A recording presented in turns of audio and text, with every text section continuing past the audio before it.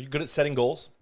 I think most leaders would say that they are, and they go through an annual process of writing things down that'll help them evaluate and measure whether or not they're staying on the right track. But here's what I'm finding out. I recently read some research that suggested that only 20% of the population actually writes goals, and of that 20%, only 7% goes on to realize them. Now, if my math is good, and that's a really big if, more of a words guy, but if it is good, that suggests to me that only 7% of the population is actually achieving a written or objective goal, right? And so that seems to me like a problem worth talking about. My name's Aaron Powers. I'm the founder and president of the Lift Network, and our desire, our heart is to give churches and ministries and leaders the lift they need to reach the calling that they've received. The question really isn't about whether or not we know how to write down a goal. The question is whether we know how to write the correct kind of goal that will actually get us where we're going. Goals tend to fall into one of two categories, and what I want to help you do is learn how to stay within the one that will actually produce the results you're after. On one hand, the type of goal that most people set are actually goals that we would call lag measures.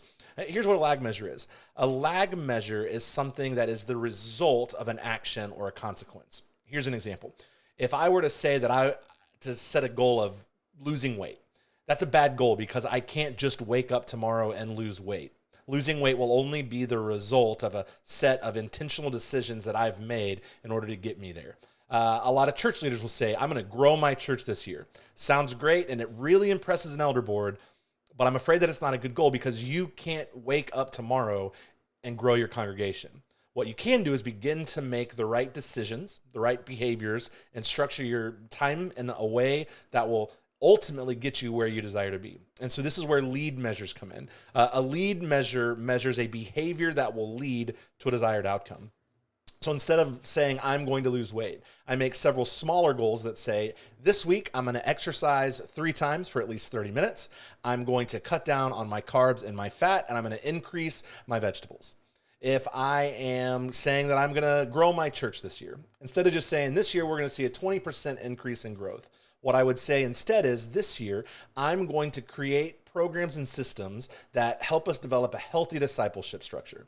Or I could say this year, I'm going to do 4 targeted community outreach events before the end of this coming calendar year. See, these are goals that are set to measure behavior. And only when we are getting ourselves aligned with the right behavior will we reach the outcomes that we desire to see.